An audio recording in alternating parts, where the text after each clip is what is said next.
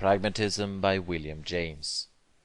Kinds and the sameness of kind, what colossally useful Denkmittel for finding our way among the many. The manyness might conceivably have been absolute. Experiences might have all been singular, no one of them occurring twice. In such a world logic would have had no application, for kind and sameness of kind are logic's only instruments.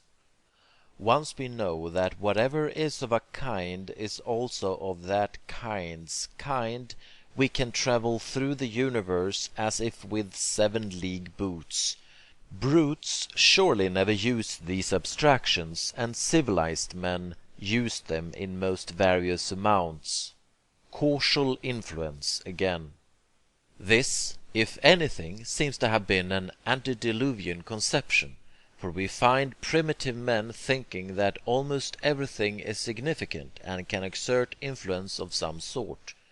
The search for the more definite influences seems to have started in the question, who or what is to blame? For any illness, namely, or disaster, or untoward thing. From this center the search for causal influences has spread. Hume and science together have tried to eliminate the whole notion of influence, substituting the entirely different Denkmittel of law. But law is a comparatively recent invention, and influence reigns supreme in the older realm of the common sense. The possible, as something less than the actual, and more than the wholly unreal, is another of these magisterial notions of common sense. Criticize them as you may, they persist, and we fly back to them the moment critical pressure is relaxed. Self, body, in the substantial or metaphysical sense, no one escapes subjection to those forms of thought. In practice, the common sense Denkmittel are uniformly victorious. Everyone, however instructed, still thinks of a thing in the common sense way, as a permanent unit subject that supports its attributes interchangeably. No one stably or sincerely uses the more critical notion of a group of sense qualities united by a law. With these categories in our hand, we make our plans and plot together and connect all the remoter parts of experience with what lies before our eyes. Our later and more critical philosophies are mere fads and fancies compared with this natural mother tongue of thought. Common sense appears thus as a perfectly definite stage in our understanding of things, a stage that satisfies in an extraordinarily successful way the purposes for which we think. Things do exist, even when we do not see them. Their kinds also exist. Their qualities are what they act by, and are what we act on, and these also exist. These lamps shed their quality of light on every object in this room. We intercept it on its way whenever we hold up an opaque screen. It is the very sound that my lips emit that travels into your ears. It is the sensible heat of the fire that migrates into the water in which we boil an egg, and we can change the heat into coolness by dropping in a lump of ice. At this stage of philosophy all non-European men without exception have remained. It suffices for all the necessary practical ends of life, and, among our own race even, it is only the highly sophisticated specimens, the minds debauched by learning, as Berkeley calls them, who have ever even suspected common sense of not being absolutely true. But when we look back and speculate as to how the common sense categories may have achieved their wonderful supremacy, no reason appears why it may not have been by a process just like that by which the conceptions due to Democritus, Berkeley, or Darwin achieved their similar triumphs in more recent times. In other words, they may have been successfully discovered by prehistoric geniuses whose names the night of antiquity has covered up. They may have been verified by the immediate facts of experience which they have first fitted, and then from fact to fact and from man to man they may have spread, until all language rested on them, and we are now incapable of thinking naturally in any other terms. Such a view would only follow the rule that has proved elsewhere so fertile, of assuming the vast and remote to conform to the laws of formation that we can observe at work in the small and near. For all utilitarian practical purposes these conceptions amply suffice, but that they began at special points of discovery and only gradually spread from one thing to another seems proved by the exceedingly dubious limits of their application today. We assume for certain purposes one objective time, that aqua belliter flut, but we don't livingly believe in or realize any such equally flowing time. Space is a less vague notion, but things, what are they? Is a constellation properly a thing, or an army? Or is an ens rationis, such as space or justice, a thing? Is a knife whose handle and blade are changed the same? Is the changeling, whom Locke so seriously discusses, of the human kind? Is telepathy a fancy or a fact? The moment you pass beyond the practical use of these categories, a use usually suggested sufficiently by the circumstances of the special case, to a merely curious or speculative way of thinking, you find it impossible to say within just what limits of fact any one of them shall apply. The peripatetic philosophy, obeying rationalist propensities, has tried to eternalize the common sense categories by treating them very technically and articulately. A thing, for instance, is a being, or ens. An ens is a subject in which qualities inhere. A subject is a substance. Substances are of kinds, and kinds are definite in number, and discrete. These distinctions are fundamental and eternal.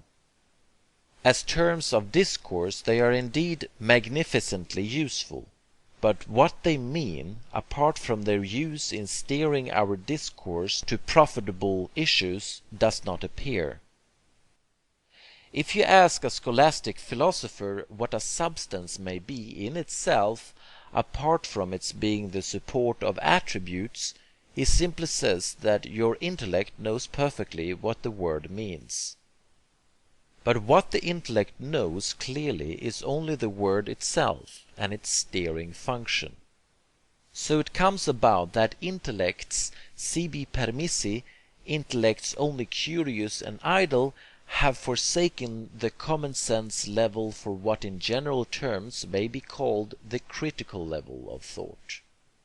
Not merely such intellects either, your Humes and Berkeleys and Hegels, but practical observers of facts, your Galileos, Daltons, Faradays, have found it impossible to treat the naive's sense termini of common sense as ultimately real.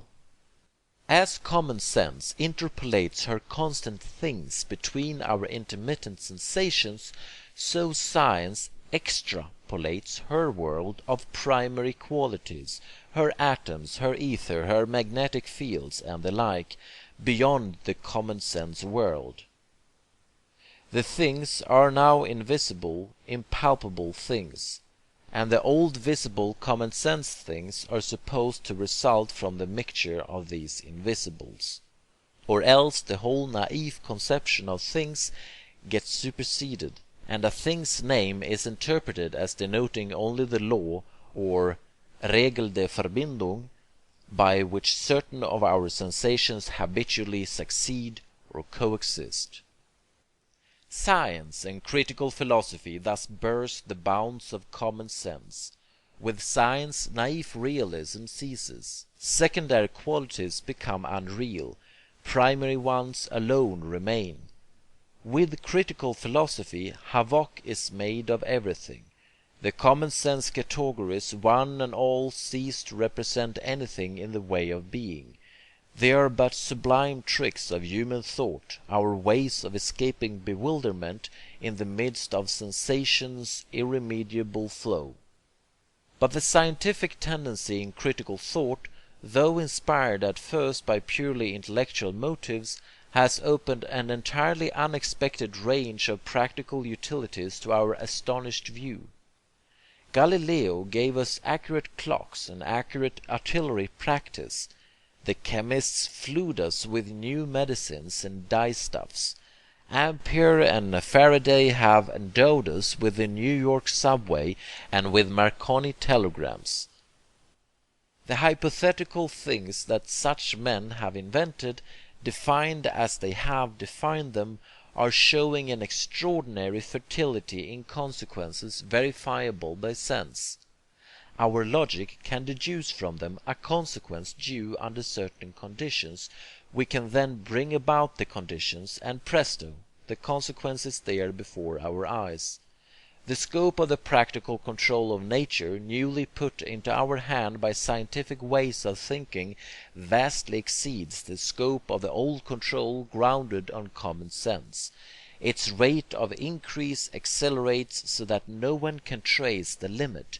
One may even fear that the being of man may be crushed by his own powers, that his fixed nature as an organism may not prove adequate to stand the strain of the ever increasingly tremendous functions, almost divine creative functions, which his intellect will more and more enable him to wield.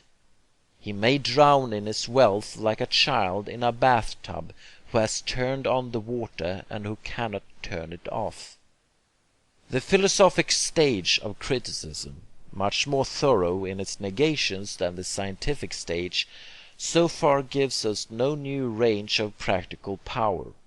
Locke, Hume, Berkeley, Kant, Hegel have all been utterly sterile, so far as shedding any light on the details of nature goes, and I can think of no invention or discovery that can be directly traced to anything in their peculiar thought, for neither with Berkeley's tar water nor with Kant's nebular hypothesis had their respective philosophic tenets anything to do. The satisfactions they yield to their disciples are intellectual, not practical. And even then we have to confess that there is a large minus side to the account. There are thus, at least, three well-characterized levels, stages, or types of thought about the world we live in, and the notions of one stage have one kind of merit, those of another stage another kind. It is impossible, however, to say that any stage as yet in sight is absolutely more true than any other. Common sense is the more consolidated stage, because it got its innings first, and made all language into its alley. Whether it or science be the more august stage may be left to private judgment. But neither consolidation nor augustness has decisive marks of truth. If common sense were true, why should science have had to brand the secondary qualities to which our world owes all its living interest as false, and to invent an invisible world of points and curves and mathematical equations instead? Why should it have needed to transform causes and activities into laws of functional variation? Vainly did scholasticism, common sense's college-trained younger sister, seek to stereotype the forms the human family had always talked with, to make them definite and fix them for eternity. Substantial forms, in other words our secondary qualities, hardly outlasted the year of our Lord 1600. People were already tired of them then, and Galileo and Descartes with its new philosophy gave them only a little later their coup de grace. But now, if the new kinds of scientific thing, the corpuscular and etheric world, were essentially more true, why should they have excited so much criticism within the body of science itself? Scientific logicians are saying on every hand that these entities and their determinations, however definitely conceived, should not be held for literally real. It is as if they existed, but in reality they are like coordinates or logarithms, only artificial shortcuts for taking us from one part to another of experience's flux. We can cipher fruitfully with them. They serve us wonderfully, but we must not be their dupes. There is no ringing conclusion possible when we compare these types of thinking, with a view to telling which is the more absolutely true. Their naturalness, their intellectual economy, their fruitfulness for practice, all start up as distinct tests of their veracity, and as a result we get confused. Common sense is better for one sphere of life, science for another, philosophic criticism for a third. But whether either be truer absolutely, heaven only knows. Just now, if I understand the matter rightly, we are witnessing a curious reversion to the common sense way of looking at physical nature, in the philosophy of science favored by such men as Marsh, Oswald, and Duhem. According to these teachers, no hypothesis is truer than any other in the sense of being a more literal copy of reality. They are all but ways of talking on our part, to be compared solely from the point of view of their use. The only literally true thing is reality, and the only reality we know is, for these logicians, sensible reality, the flux of our sensations and emotions as they pass. Energy is the collective name, according to Ostwald, for the sensations just as they present themselves, the movement, heat, magnetic pull, or light, or whatever it may be, when they are measured in certain ways. So measuring them, we are enabled to describe the correlated changes which they show us, in formulas matchless for their simplicity and fruitfulness for human use. They are sovereign triumphs of economy in thought. No one can fail to admire the energetic philosophy, but the hypersensible entities, the corpuscles and vibrations, hold their own with most physicists and chemists, in spite of its appeal. It seems too economical to be all sufficient. Profusion, not economy, may after all be reality's keynote. I am dealing here with highly technical matters, hardly suitable for popular lecturing, and in which my own competence is small. All the better for my conclusion, however, which at this point is this: the whole notion of truth, which naturally and without reflection we assume to mean the simple duplication by the mind of a ready-made and given reality, proves hard to understand clearly. There is no simple test available for adjudicating offhand between the diverse types of thought that claim to possess it. Common sense, common science or corpuscular philosophy, ultra-critical science or energetics, and critical or idealistic philosophy all seem insufficiently true in some regard and leave some dissatisfaction. It is evident that the conflict of these so widely differing systems obliges us to overhaul the very idea of truth, for at present we have no definite notion of what the word may mean. I shall face that task in my next lecture, and will add but a few words in finishing the present one. There are only 2 points that I wish to retain from the present lecture. The first one relates to common sense.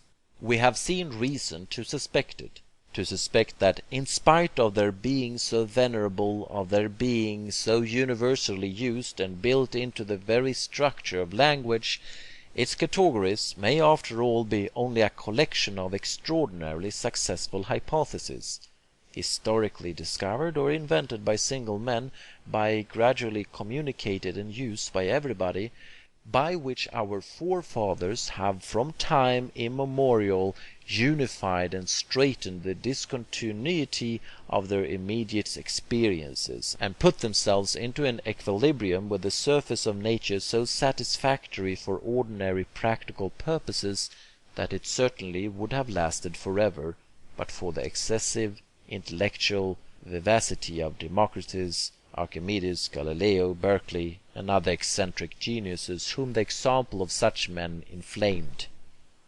Retain, I pray you, this suspicion about common sense. The other point is this: ought not the existence of the various types of thinking which we have reviewed, each so splendid for certain purposes, yet all conflicting still, and neither one of them able to support a claim of absolute veracity, to awaken a presumption favourable to the pragmatic view that all our theories are instrumental, are mental modes of adaptation to reality, rather than revelations or gnostic answers to some divinely instituted world enigma? I expressed this view as clearly as I could in the second of these lectures. Certainly the restlessness of the actual theoretic situation, the value for some purposes of each thought level, and the inability of either to expel the others decisively, suggest this pragmatistic view, which I hope that the next lectures may soon make entirely convincing. May there not after all be a possible ambiguity in truth? End of Lecture 5.